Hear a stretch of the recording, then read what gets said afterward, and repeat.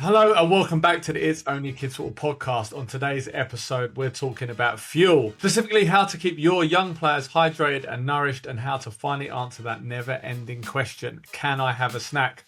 Obviously, if we're up to me and Mike, the menu would just be frozen pizzas and oven chips because let's be honest, it's easy. But since we actually care about performance, we've brought in the experts.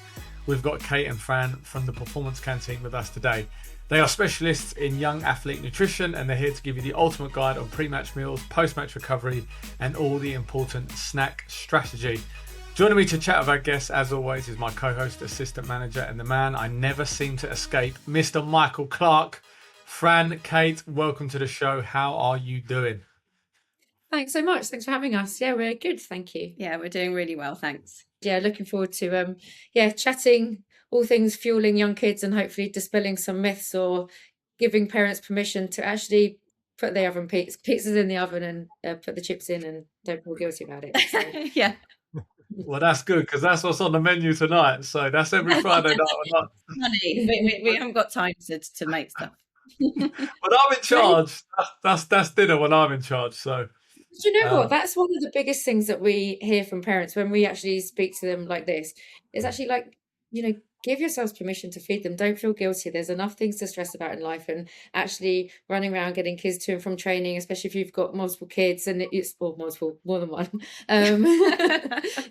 Life's busy and food shouldn't really be one of those extra sources of stress, but yet it really is a source of stress for a lot of people. So we like to think that we kind of take away some of that stress and give that practical advice, practical solutions, where a lot of the noise is always about what not to feed your kid and they mustn't have this and that's bad for their health. Actually, the worst thing for your kid's health is not feeding them enough.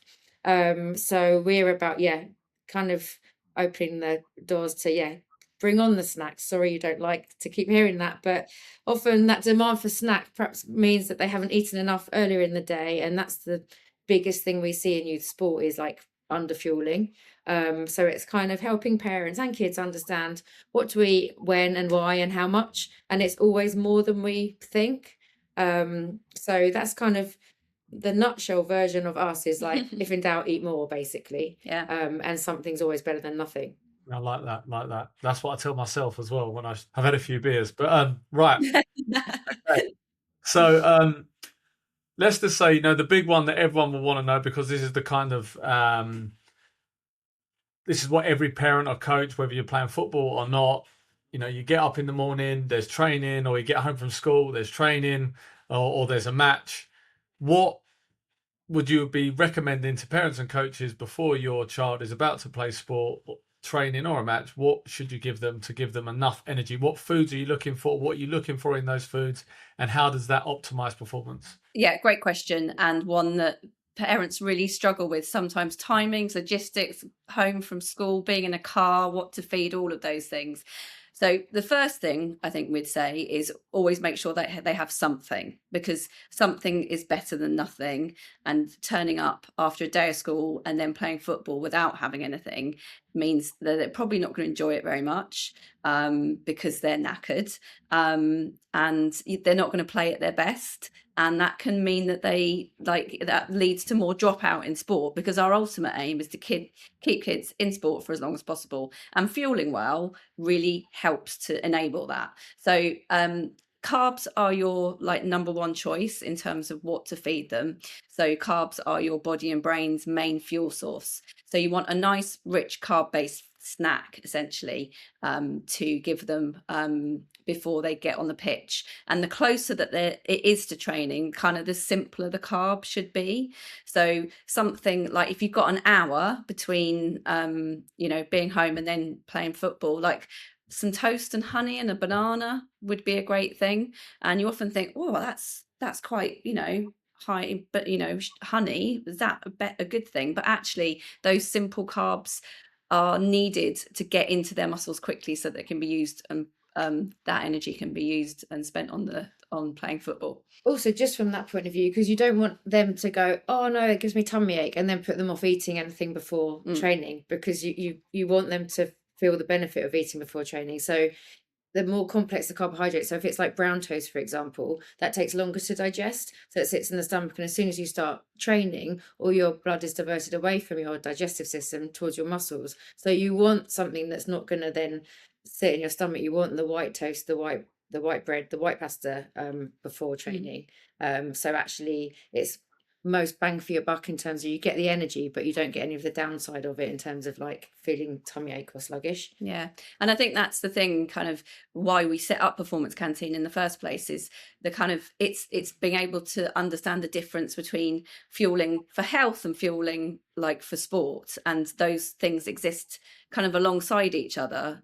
So you might have your like general health nutrition hat on, but then, you know, just before you go and play football or at half time, you need to kind of take that off and put your kind of sports nutrition hat on and think, right, okay, you know, higher sugar, lower fiber foods in these circumstances are actually okay. But sitting on your sofa having a packet of jelly babies while you watch TV, not, I mean, tastes brilliant and great, but like not, you know, not ideal from a health perspective. So it's the kind of understanding those differences. It's kind of like, I know like the snack thing is that, you know, we're making a joke of it now, but actually it's just having those available snacks that you can just chuck at them before you go. So like your Rice Krispie Squares bar, like Soreen malt loaves or bagels, hot cross buns, those real simple. It doesn't have to be like sport specific or expensive. It's just for like something like, or yeah, a jam sandwich.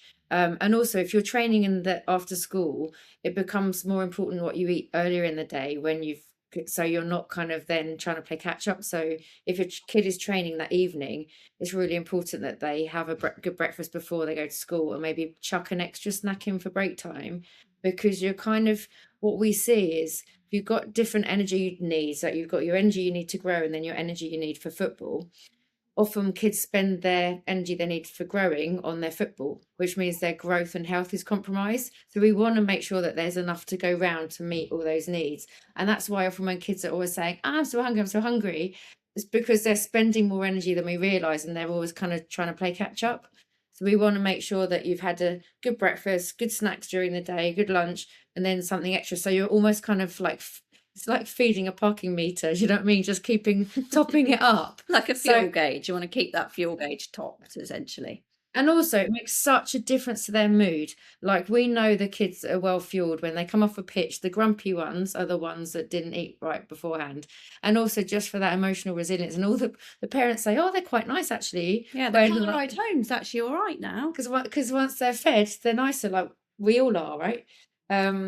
So it's sort of all those things where nutrition comes in that we often isn't considered, and mood's such a key part of it, especially for coaches. You know, when you're coaching and you're giving feedback, the hungry kids kind of almost more take that on as criticism and can get a bit frustrated. Whereas the well-fueled ones, their brains are fueled, they go, okay, I get it. They can keep their composure, and it's a lot easier all round.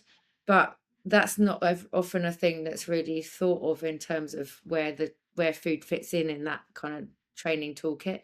I think there's just so much there that has opened my eyes already in that 5 minutes that I'd never really thought about that. And the part that really stood out is the fueling your body just in general, and then fueling your body for sport.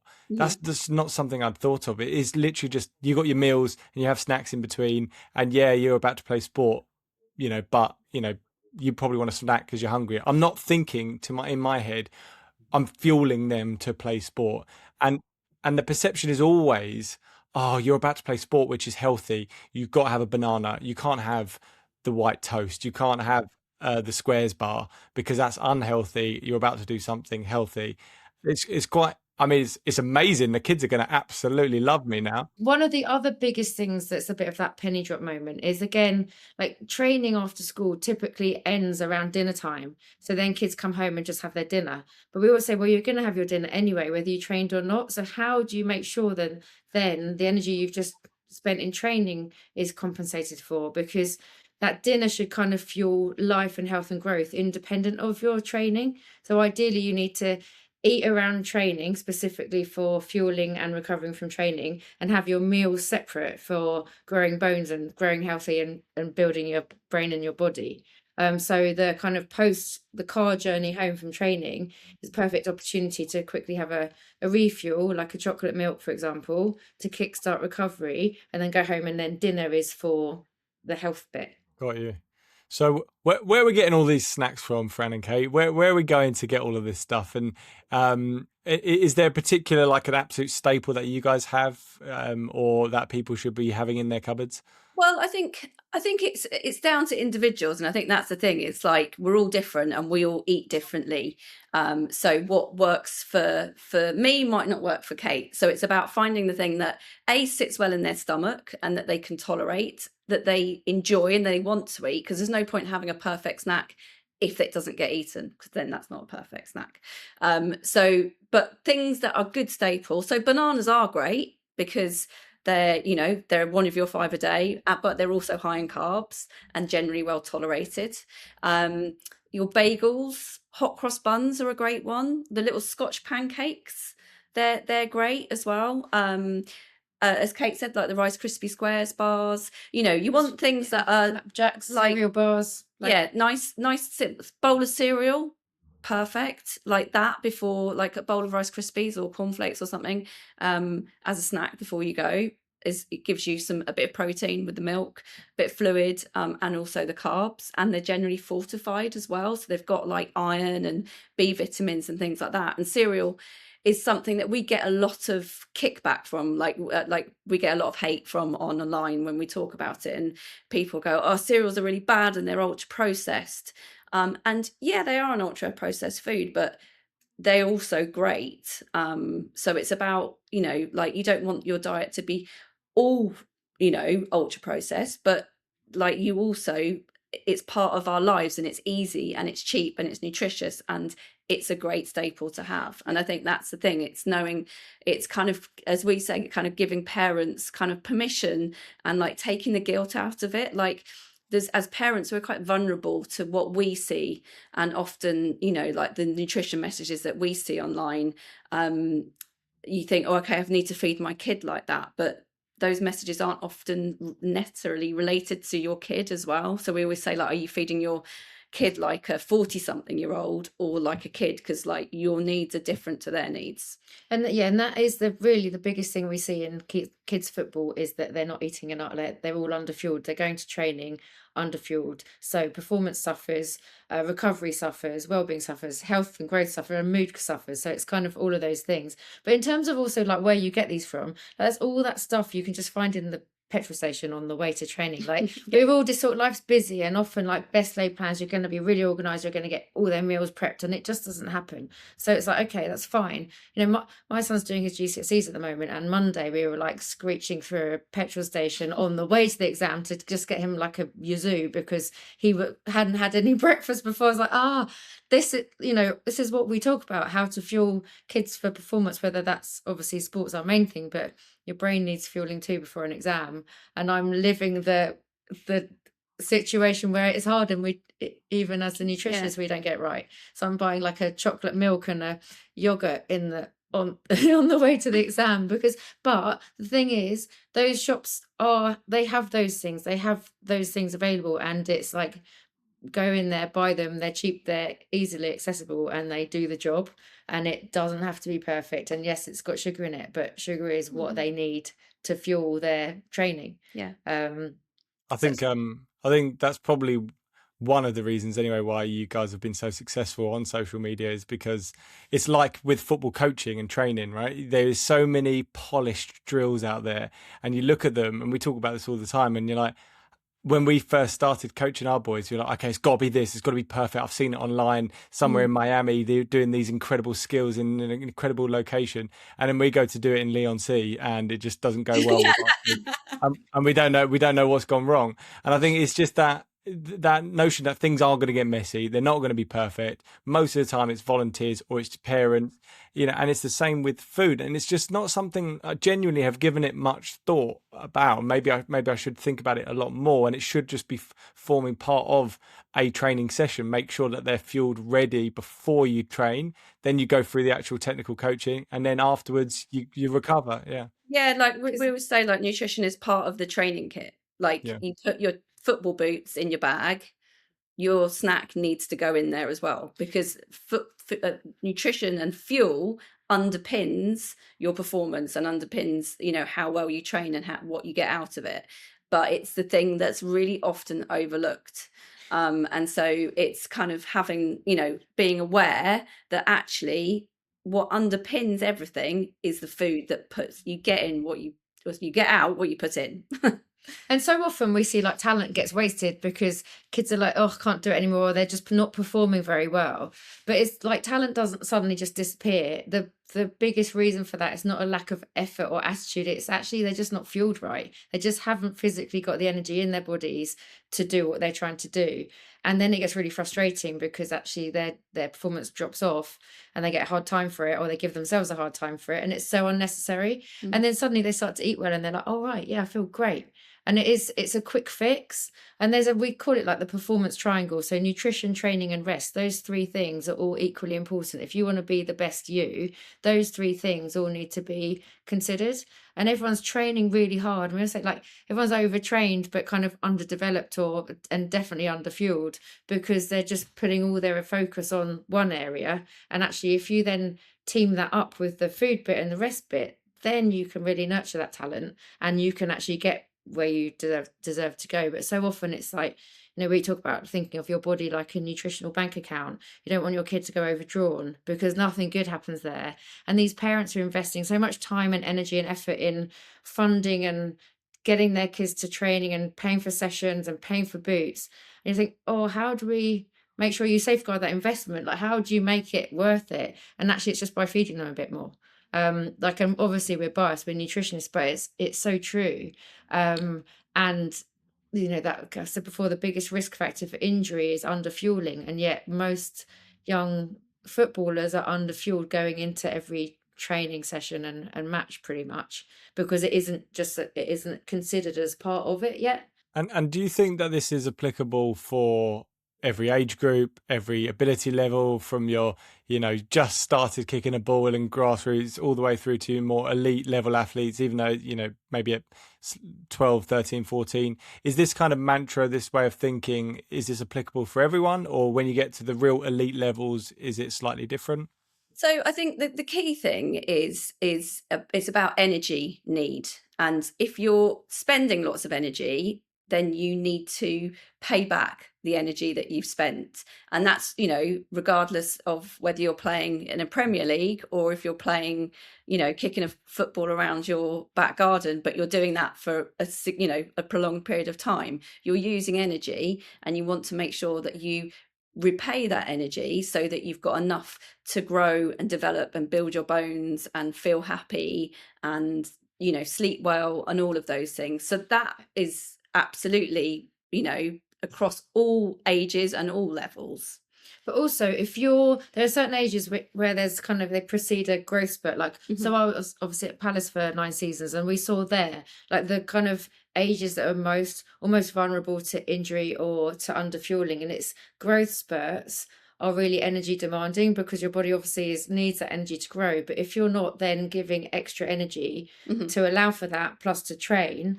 And also growth spurts, like kids, I don't know how old your kids are, but you kind of get a bit uncoordinated as your body changes and you're more clumsy, you're more kind of accident injury prone anyway.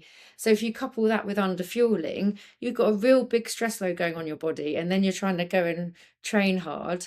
So those kind of, if you know your kid's about to grow or you're noticing they are growing, that is when you need to keep feeding them lots. And like often parents say to kids, oh, you can't still be hungry, or don't eat now, you're going to ruin your dinner. Or actually they can still be hungry and it won't ruin their dinner. Like if a kid says they need to eat, they're telling you, right, like they need to eat. Kids typically aren't greedy. And if you've got like a general base of good healthy meals, and we always say like ideally you want to have some carbs, protein, healthy fat and colour in each of your meals, then the snacks around training, those higher sugar, more convenient off-the-shelf snacks, they're a great way just to kind of fill in the gaps and make sure that your kids have got what they need and when they need it. Like context is really key. Yeah. My son would absolutely love all this chat. Is the idea that he's going to get all these snacks. He's going to get all these snacks. Don't worry, crack on with all the stuff that I've been telling you not to have. But that's what's really hard, because all the messages we hear are what not to feed them. Like, don't have this, cut this out. But actually, when you're young and active and growing, it's more about what you need to make sure you keep in. And, you know, if you've got all those good bits, those extra things on top, yeah, they are just the energy. Like, we'll say, like, sugar's not the enemy, it's the energy. And it is so true. And like, there are limits. We're not like anything goes. Like, things like, you know, your energy drinks, like your Red Bull, Monster, those kind of things, absolutely not suitable for kids. And fizzy drinks, again, we wouldn't recommend that around training, because well, the fizziness isn't great for stomach anyway. But things like your Lucozade Sport, or they're a good source of energy. There are like, yeah, there's some things that we'd be like, yeah, probably not gonna promote, and it's you know, like, if they're not eating their 5 a day and they're not eating their dinner, then you don't want to fill them full of snacks. You know, it's about kind of having the base for health, and then the bits around it, as Kate said, essentially. We did a talk and we said, oh, you have to eat like the carbs, the protein, the fat, the colour. And this little boy is like, oh, I eat loads of colour. I have a packet of Skittles every morning for breakfast. Like, yeah, that's the wrong kind of rainbow. You want like... Quick break. Before we dive back into the episode, we want to take a moment to help you level up your coaching game with the help of Football DNA, the ultimate coaching platform that's been a game changer for us. What do we love about it? It's super easy to use, saves us loads of time, and best of all, it doesn't just show you how to set up a practice, it teaches you how to coach it properly. And that's the key. The sessions are put together by top level coaches. We're talking first team staff at clubs like Celtic, Crystal Palace and West Ham. Proper pedigree. You get videos, diagrams, full explanations, downloadable PDFs, and if you need it, a full 36-week training plan tailored to the age group you are coaching. Our lads have loved the sessions. It's made our lives easier, improved our coaching, and taught us loads. Now we genuinely look forward to training and developing our players. Check it out at footballdna.co.uk. That's footballdna.co.uk, or you can download the app. Just search Football DNA. Trust us now and you'll thank us later. I think there's probably sort of some correlation with how we both connect with our audiences. So Yeah. you're saying you as mums know the reality of life. So you're not being holier than thou. Obviously, you know, when you talk to the internet, you have to hope that people use some common sense and that you're not saying it's a free for all. And that, you know, the problem with the internet is everyone takes everything so literally. Obviously, you know, use your brains. We're not saying like crack on and do whatever you want. It's the same for us. We're not saying that getting angry and shouting at your kid is good. We're just saying we do it. We want to be. This is how we want you to do it better. So, I totally understand that. People listening need to understand. You're not saying eat free for all, eat well, but just try to find some basic guidelines. And we understand that as a parent, you know, it's an imperfect world, and you're rushing from this training to that, and just do what you can. Yeah, it's the recommendations and the reality. Like, you know, it's like we live in a world where sometimes it's curated. You know, when you look at things online, it's curated to be perfect, but that's not real life. And you know, it's about kind of just being real and doing the best that you can.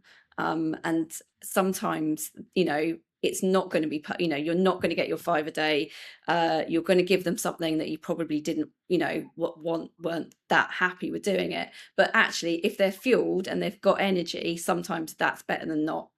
Yeah, and don't feel guilty about it if you do end up giving them those snacks. Because that's real life. And also, I mean, our kids are older, we've got teenagers, but you know, your ability to influence sometimes as they get older gets diminished as well. So you're like, you know, as nutritionists, we've got kids that will eat a, you know, massive packet of sweets on the way home. That's life, you know. But also when they get home, we know they're going to have a good dinner and they're going to have loads of fruit and veg, and all that bit is there too. So of course, like, health first, absolutely. But when it comes to sport, so we need to fuel, like we sort of said at the beginning, we need the health fuel for the growth and development, and then the sport fuel for the sport and performance, which is a kind of like a separate compartment and a separate fuel type. You know, that context is quite important, because yeah, like Fran said, jelly babies for breakfast, rubbish, but jelly babies at half time, brilliant. So it's not about the food, it's about the timing. Mm. And if you're and you're using that energy, then great, then that you use that to perform and thrive and actually get more out of your training, and you can adapt your training better. How would you handle this, guys? Because this is a recurring thing for me at the moment, is that snacks happen all day, right? And that's great. And we make them some incredible meals every day. I feel like they're massively fueled, ready to go. Now it's time for bed. They go to bed, and then an hour later, they come downstairs. I'm actually really hungry. How are you possibly hungry? It's so late now. How are you possibly hungry? What are you doing in that situation? Yeah, well, I think firstly is if they had their dinner and that was like 3 or 4 hours ago, and then they're going to bed, the chances are they are probably hungry because they've had their dinner, they've used up some of that energy, they've repaid what they've spent in the day, and it's like 3 hours later, then that's not a completely unreasonable thing that might happen.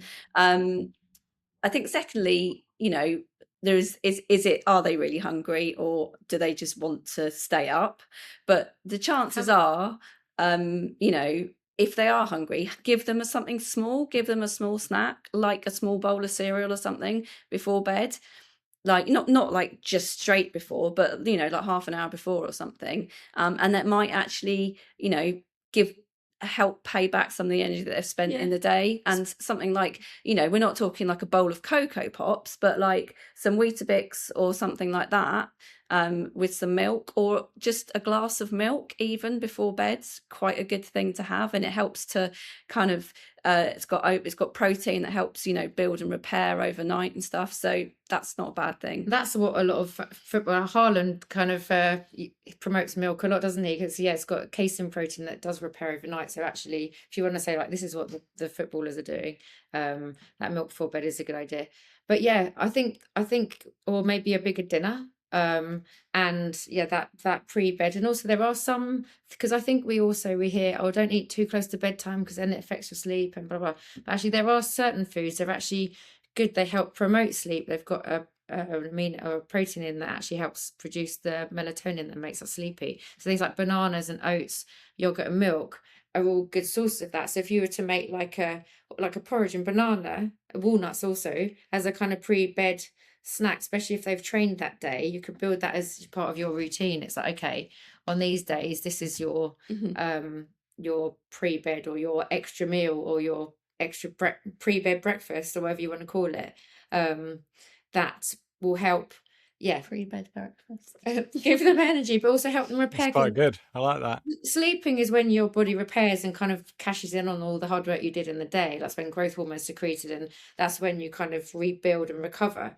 But if you haven't got the tools to rebuild and recover from, that recovery doesn't happen. So if you go, okay, here's your pre-bed builder, whatever you want to call it, so your body's got what it needs, so when you wake up in the morning you're recovered and good to go. We would recommend that anyway, like say before a match or a tournament or something, the night before is really important, that you kind of invest in that energy the day before it, so you're kind of well stocked up, ready for that. And that's something as well, sometimes like at Palace when there was a 10:30 kickoff, we changed pre-match breakfast to pasta. So at 7:30 everyone's eating pasta for breakfast, which they all at the beginning obviously thought, well, that's weird, don't want to do that. But actually in terms of fueling, and also kids kind of quite like breaking the rules sometimes, don't they? Think like, what, pasta for breakfast? But that then becomes your kind of your secret weapon for playing well, because you go, okay, cool, my muscles are well and my brain's well stocked for energy. But back to kind of your beginning question about how do you actually fuel a match, for example, because I think this is something that people sometimes get wrong, or parents say, oh, they're too nervous to eat, or there's kind of different challenges there. But we would always advise like 3 hours before would be your meal, like your breakfast or your meal, and then an hour before, like Fran was saying before about bedtime, you need to top up that energy, because you already have been spending through that energy, particularly if you're warming up and your warm-up's quite physical. You need to kind of refill the tank before kickoff. So something like the banana or the squares bar, or like your drink of like sort of Lucozade or sports drink is a good option there. And half time as well is really important for refueling. What I want to know, back in the 90s, we were eating oranges at half time. Does that even work? Why is that a thing? And if oranges don't work, Not I. You know, the kid we're coaching under 9, so Mhm. they don't. The half time is like have a quick drink and Just then and go go back out. immediately. Yeah, Yeah. should you give them anything at half time and do oranges work? Well, oranges are great because they are a source of energy, and they've got good, vitamin C, which is great, and they are kind of quite juicy, so hydrating. They'd probably, like, if you were playing like a 90-minute match, a couple of slices of orange wouldn't really cut it in terms of refueling. There just wouldn't be enough carbs or fluid there to see you through. In a 2-minute break on an under 9s match, yeah, that's not So a it's just a bad good thing. habit to get into. Yeah. Have something, but like a slice of orange and a jelly baby, or a swig of like orange a bit of juice is a good option to kind of, even like when even the gap's really little, just like quickly recharge, guys, good to, like ready to go again.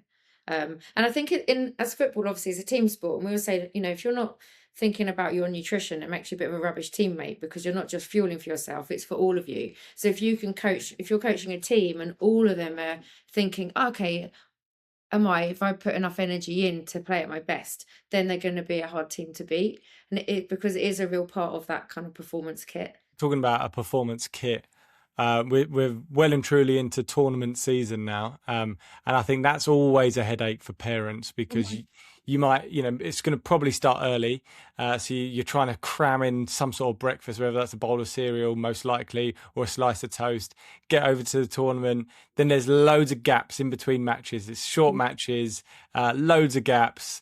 You're probably going to have some sort of break for lunch. There's all of these moments where they can snack. Should they be snacking regularly? How do you go about having a I don't know, a nutrition kit with you ready for a tournament where you're there all day?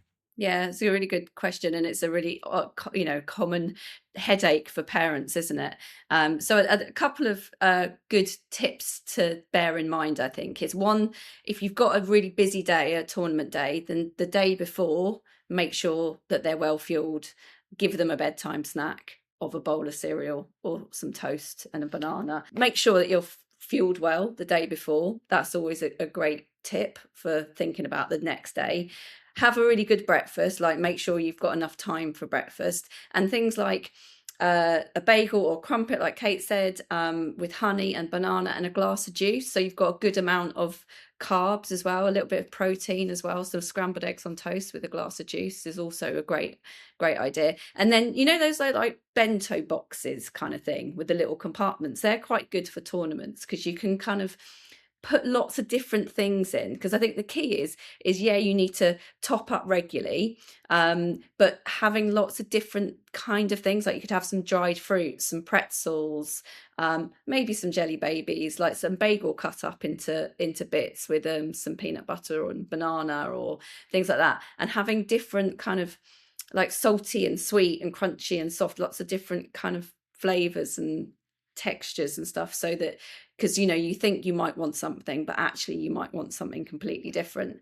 So that's always quite good. And just to kind of have a lunch, but you might have that lunch, you might have half a lunch and then half a lunch a bit later, so you top up regularly. If you think of that fuel gauge, you want them to start on green.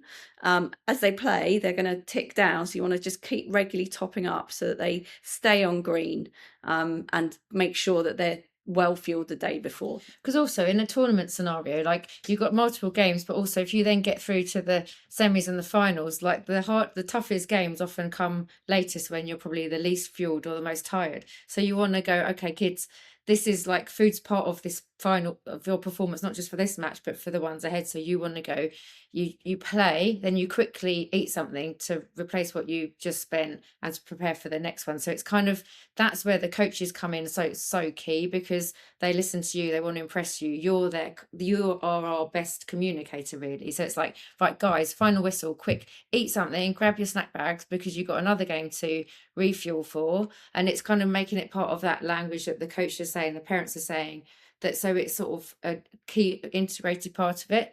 we also know that in reality they probably go and want the burger and chips from the burger van that is literally right there. And like that's fine for after, but probably in between those matches that's a bit heavy, a bit hard to digest, so there wouldn't be the best options between those games. But yeah, so simple carbs again, they're good. Just but the rule is, yeah, as soon as you've played, quickly eat something, because you're refueling for your next game. And it is generally in a tournament situation, generally at this age as well, that it's the best fuel team that's going to win, because the margins between talent is quite similar. But it's like, okay, make sure you guys are the best eaters, so then you've got the best energy, and you can, because especially at this age, like it's not just about fueling your body, like your brain, if you're not well fueled, your decision making is gone, your accuracy of passing is gone, your ability to read the game or your communication with each other, that all goes out the window when you've got a hungry head.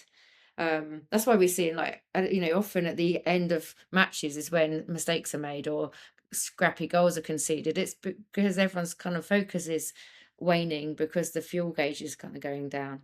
And that's such a key part of it, particularly on tournaments. I think that's really, really good advice. I love the idea of that bento box. I can imagine them just snacking away on that throughout a tournament. When it comes to that recovery piece, again, maybe my simple mind, I just feel like kids are kids. They don't need to recover. They've just got bags of energy all day long. Yeah, they might wane a little bit and they get moody when they're hungry, but they just crack on with things. But I think that is a really important point. It's just, again, it's not something I've really thought about too much, but is there a best combination of like food and drink to help them on the recovery after they've either done training, had a tournament, played a match? What would you suggest for kind of that straight after routine?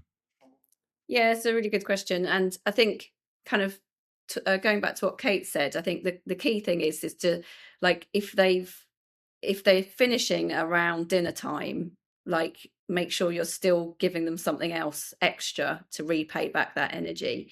So it's ideally you want some protein for repair, carbs to refuel, liquid to rehydrate, and a little bit of color to like revitalize and get some extra vitamins and minerals in. So something like a chocolate milk and a banana is got all of those, ticks all of those boxes. It's got protein, it's got carbs, it's got electrolytes in the milk, so it's got fluid to rehydrate, and you've got to put a bit of fruit with it. Perfect. That's a great thing. Or just a glass of milk and some dried fruit and nut, for example, would be another quick refuel. It's not about having something very big or complex. It's just about ticking those boxes.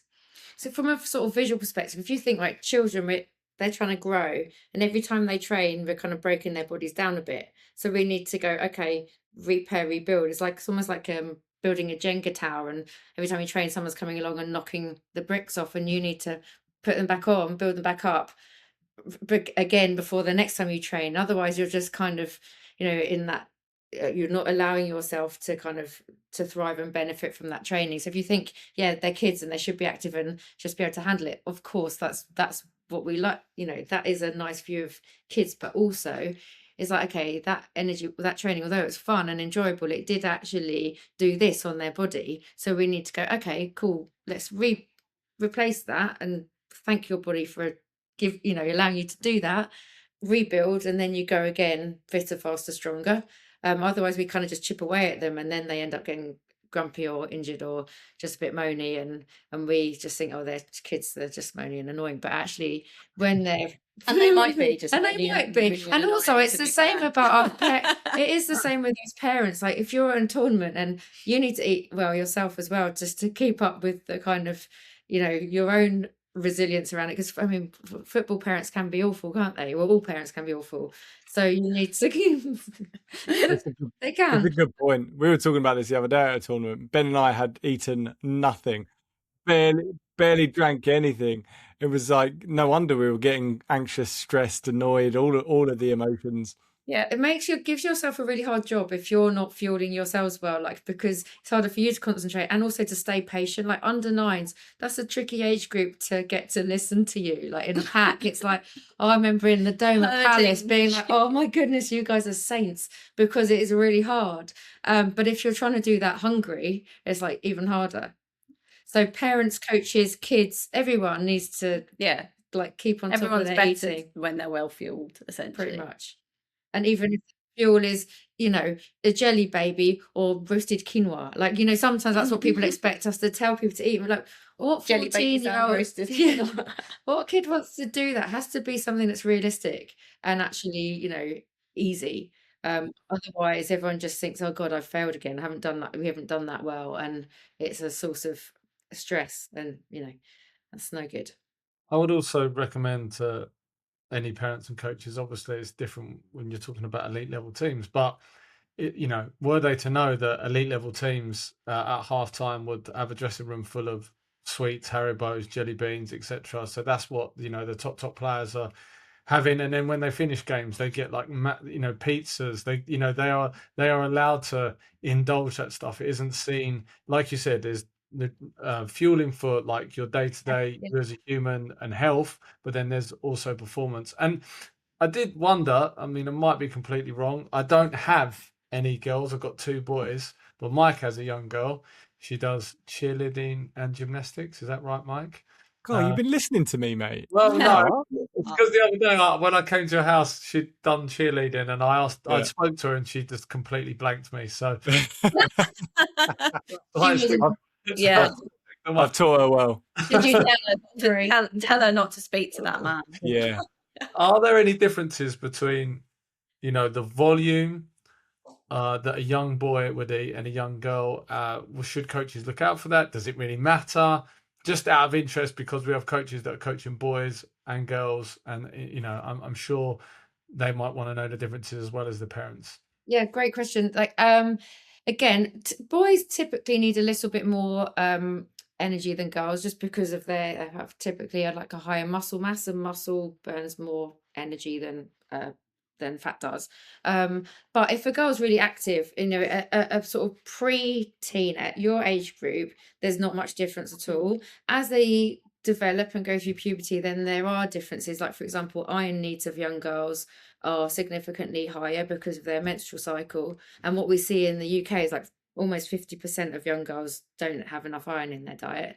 So that's something that you kind of need to think about, particularly when you're active as well, because you lose iron through sweat or through like foot strike and through sort of gastric bleeding when you're training. So boys and girls need to think about their iron intake. But I think as you get older, boys do typically need to eat a bit more, but it's the same principle. You want to eat before training, during training if it's over an hour, and after training, whether you're boy or girl, don't you? Yeah. And, you know, and that particularly under 9's age group, there wouldn't be any difference for what you need to be feeding them at that point. And I think it's, you know, things like it's just maybe different. So things like gymnastics, a lot of the time that's a lot of hours and a lot of time, you know, training. So those needs might be more than a boy who's not, you know, doing gymnastics and is playing football once a week. So those energy needs for a girl doing gymnastics for 7 or 8 hours a week might be more. So it's kind of looking at those kind of differences as well. Also, I think sometimes, like, you know, these age groups are different, but as they get older as well, it's that mindfulness of what they're kind of subject to on social media, and there's all that pressure to be a certain way, you know. And it's not just girls now, like the boys, so many boys that we see, they're like bulking and cutting, or they're asking us to, can I take creatine? Like, they're exposed to all these messages that they see from adults, and they're compelling, and they're quite influential. And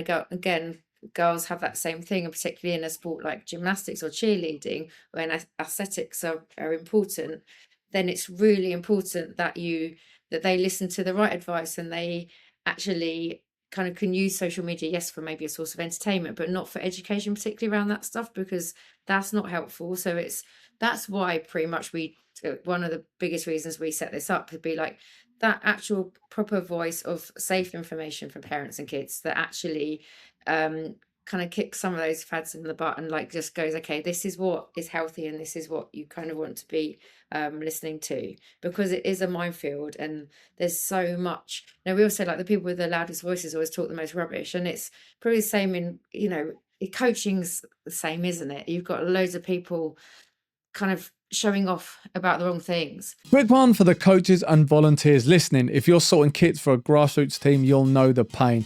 It's never as simple as it should be. That's exactly why Discount Football Kits exists. They supply quality football kits at prices that actually work for grassroots clubs. No nonsense, no hard sell, just reliable teamwear that turns up on time and looks the part on match day. From full team kits to training wear for growing squads, everything's built to make your life easier. If you're tired of overpaying or overthinking kits, head to discountfootballkits.com and get your team sorted today. Go Cardless makes collecting payments simple with automatic direct debit. Membership fees come in on time every month without watching parents dig through their pockets only to find a crisp packet or race into the cash point while you wait in the rain. There's no more, I'll give it to you next week. You can just drop a link into your WhatsApp group and bingo. Payments are sorted. It handles the admin too, automatically keeping track of who's paid, what's outstanding, and retrying any payments that didn't go through, helping your club keep a steady cash flow for pitch hire, kits, and equipment. You can even pause or adjust payments when families need flexibility, keeping your club supportive and inclusive. Go Cardless takes care of the money so you can focus on running great sessions and growing your club. My eldest, he's up for trying any food. He likes spicy food. He's 9 years old and he likes to make sushi, like make sushi from scratch. Like he is into it. He loves it. He wants to do it. We've not had to push him in that way at all. The youngest, I like pizza, I like pasta, and I don't like anything else.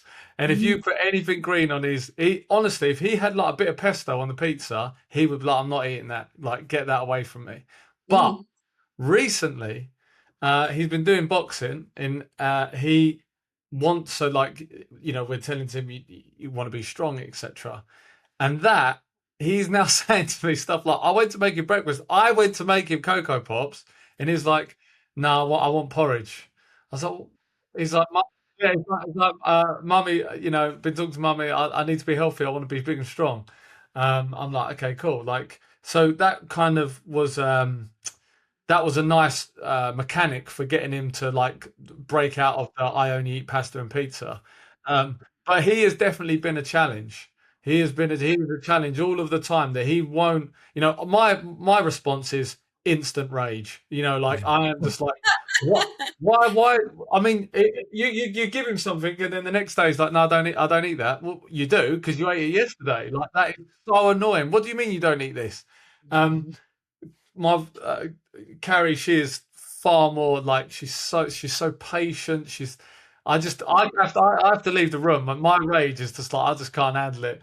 But I've gone off on a tangent myself there. What I'm trying to get at is that if you've got kids that you're trying to fuel and hydrate properly and you want to help them, have you used any strategies or any hacks for talking them around in a way where they listen to you and they do take on the advice and they do try to do things that will help them? Yeah, I mean, fussy eaters is definitely not uncommon. It's the biggest question we get. It's one of the biggest questions we get. And it's so like recognize that it is normal.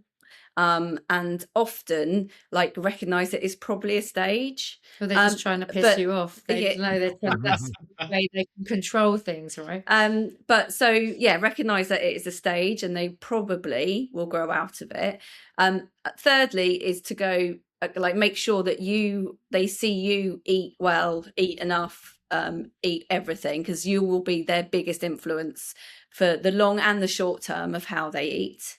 And the other thing is a couple of things that you can try is, as Kate said, some of it is a control thing. Like kids don't have a lot of control in areas of their life, but like putting food in their mouth is something that they do have quite a lot of control over. So if you are putting stuff on the table, but you decide what goes on the table, they decide what goes on their plate.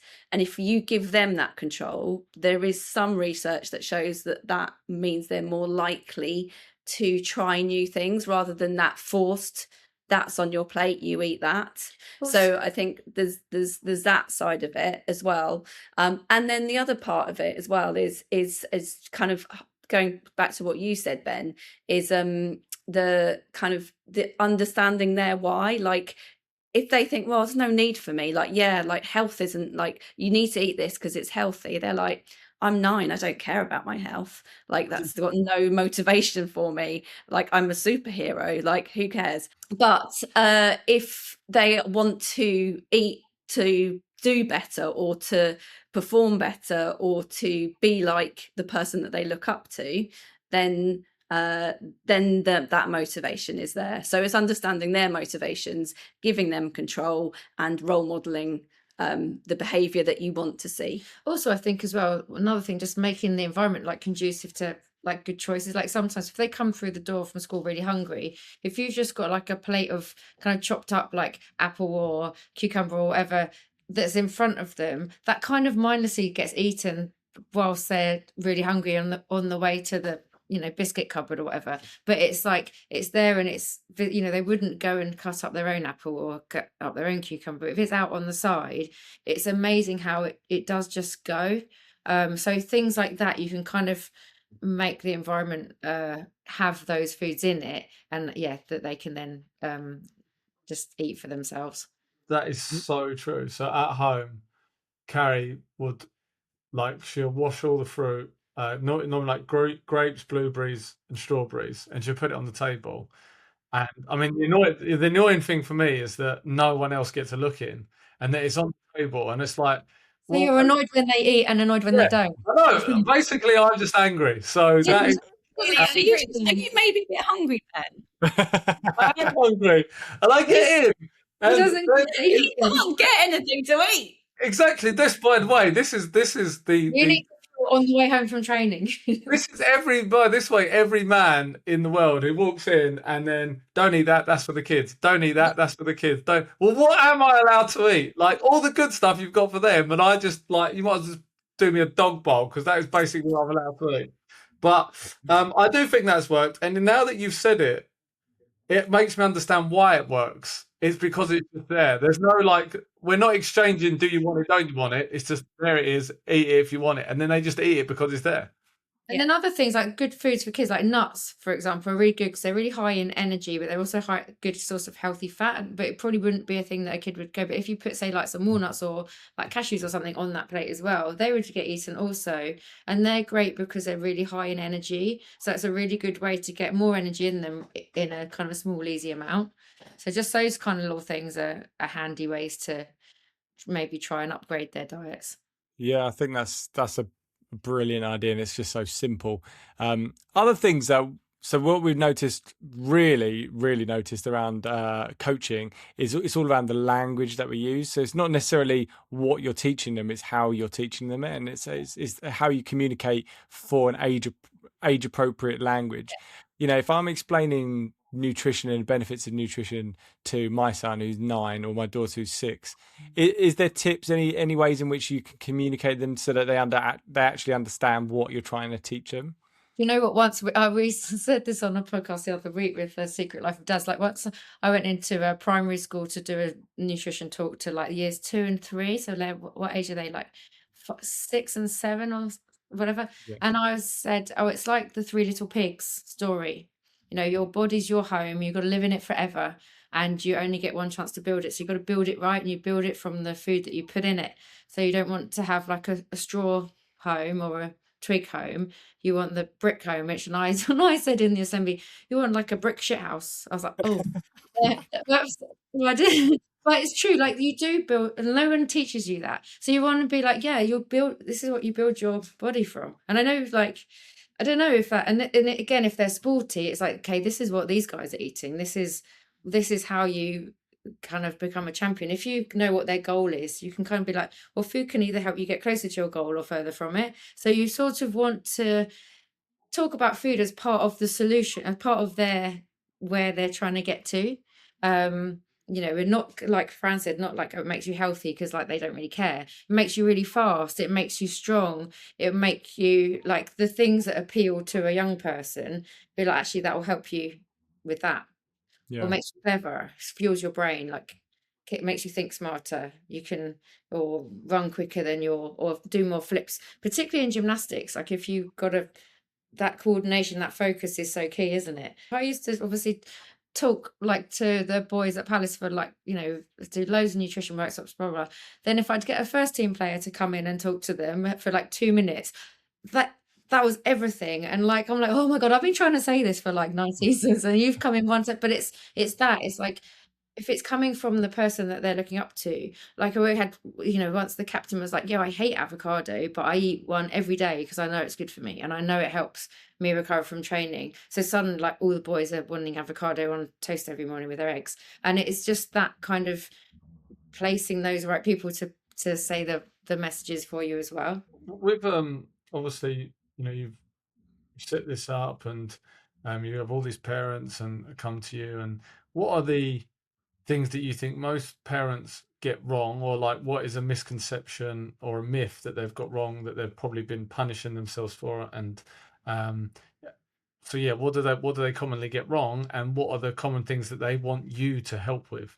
Yeah, it's a good question. I think the key thing that it's not about getting wrong, because I think sometimes it's just you can't get things wrong if you don't understand it, but like actually like understanding the energy needs and understanding how much energy a really active kid needs and giving them the permission to fuel them well. Also, like, we have so many parents that say, oh no, they eat really clean, like this whole clean eating kind of, like, whatever you call it, trend is a bit sort of inadvertently sabotaging the kids, because yeah, that the healthy food is so important and we totally advocate that and promote that, absolutely.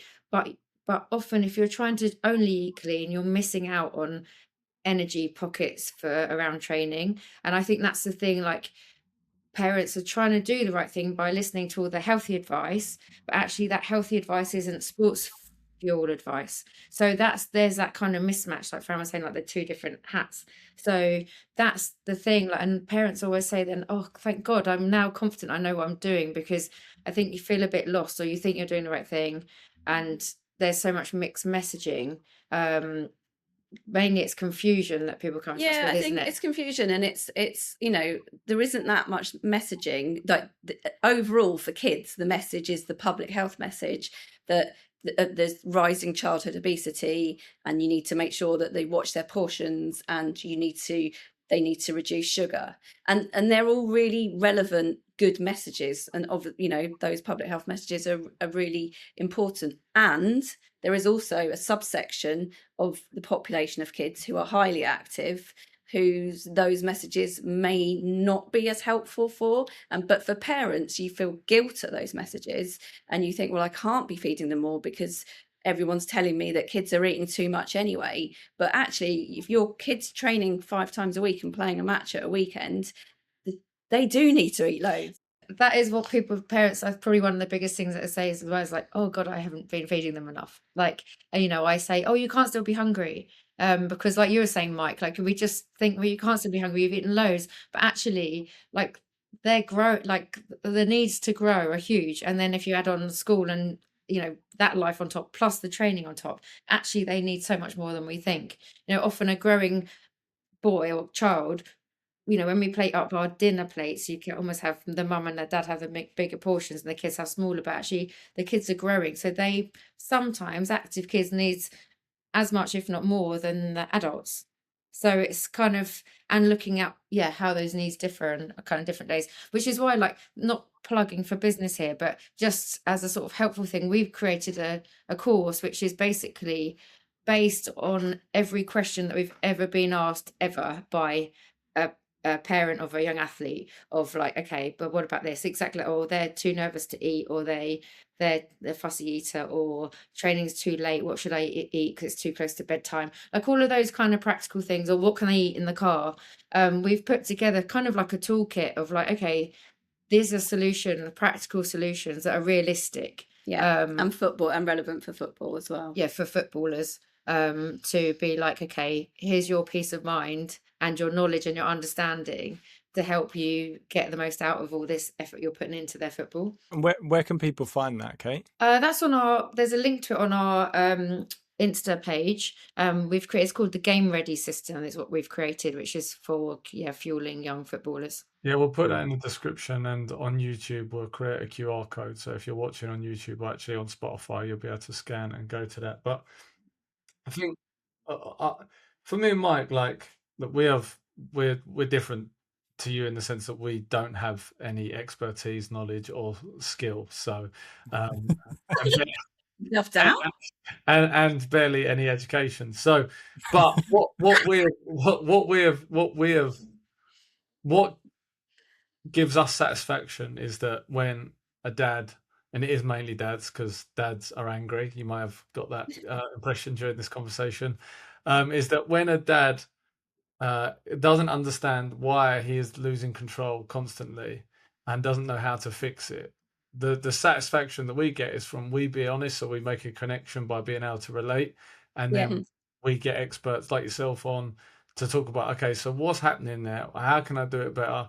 How do I fix it? But we're not, our big thing is aim for progress, not for perfection. But what is it like? How good is it for you when, of all the people that you work with, what does it feel like when you get a message and it's like, my son is or daughter is performing better, they're happier, they're getting better sleep, or they've got more energy, or all those kind of things? What does that feel like? Because I imagine that's a pretty nice feeling.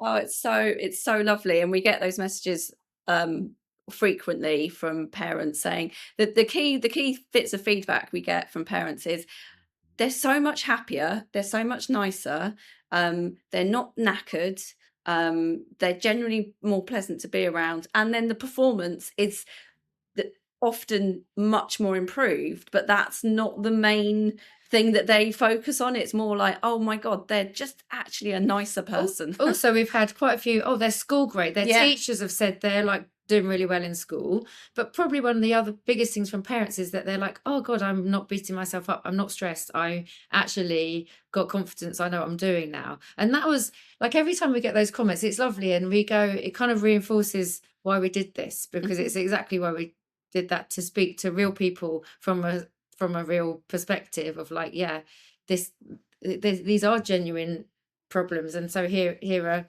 helpful solutions. And actually it's nice when they know, like, oh, actually everyone's got the same issues. It's not just them that doesn't know what to do. It's like, actually the parents of every level are having these same kind of challenges with their kids and feeding. And if you've got a judgy parent who's feeding their kids roasted quinoa, you can have the confidence to go back to them saying, that's great, but I know from my knowledge, from what I've learned, that actually this is great at this time as well. Because often we do we get that is like parents feel judged by other parents about what snacks they're bringing, and so to have the confidence to push back on that judgy parent, on Karen with her quinoa. We did, didn't we? We did recently get exactly that feedback. A woman from she hockey or cricket? She's like, everyone was like looking on and what I was feeding him, and then by the end of the tournament they were like, how do you know so much, and how's your son still doing so well? It's like she was like, oh yeah, pat on the back. So stick your foie gras up your ass. Yeah, exactly. Karen. No, that's fantastic, and I think that so many people, the social media perception is difficult as a parent. You're constantly thinking you're doing the wrong thing and you've messed this up, and you're always catastrophic. You're like, well, if I've fed them wrong for like 2 years, they're now going to be utterly destroyed and we'll never be able to retrieve they're that. They're going to be wearing an ankle tag for the rest of their life.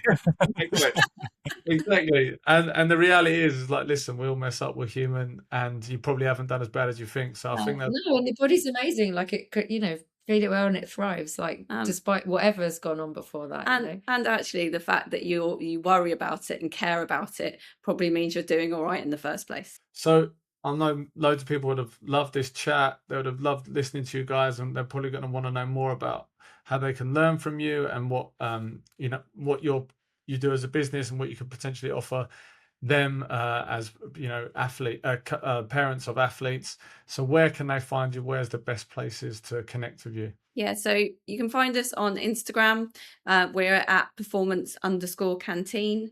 We're also at performancecanteen.co.uk. And they're probably the main channels to contact us on.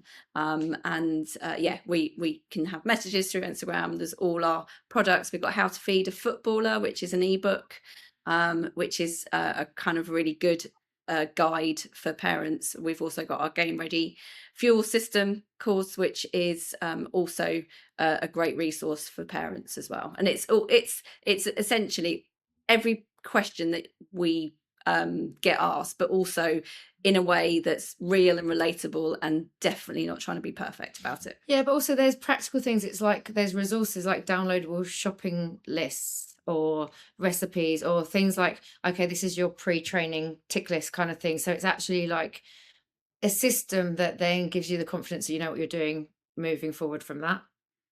And there's no quinoa. There isn't any quinoa. Not that quinoa's bad, but there isn't any. I was just thinking, we were told this week, but why would people listen to you? You're just like two middle-aged women. I'm like, you two are about to get a big commercial deal with a quinoa partner, but you've blown that. or jelly baby. Yeah, me. Yeah. Or foie gras. Well, thank you both. Absolutely loved it, enjoyed it, learnt a ton, and certainly feeling a little less guilty about all the things that I've done. So I appreciate it. Thank you for coming on. Pleasure. Thanks for having us. Thanks, guys. Appreciate it. Well, that's it for today's episode. Hopefully, you're now fully equipped to handle that squad of little gremlins who somehow have a second stomach exclusively for snacks, even when they won't eat their actual dinner. If you're stressing out about what you fed them today, give yourself a break. We all make mistakes and everything is fine in moderation. That is exactly why you're tuning into this podcast, to get the tips you need to do your absolute best for your kids. Forget what's been done, move forward. Don't aim for perfection, just aim for progression. Aim to get the good stuff in them and keep them hydrated. But if they have a day where it's sugary cereal, Haribo and a fizzy drink, don't panic. It's all about what you do most of the time, not all of the time. Because at the end of the day, it's only kids football. If you enjoyed the podcast, please take 2 seconds to hit the subscribe button and turn on notifications so you don't miss future episodes. And if you want to check out our previous episodes, just click here.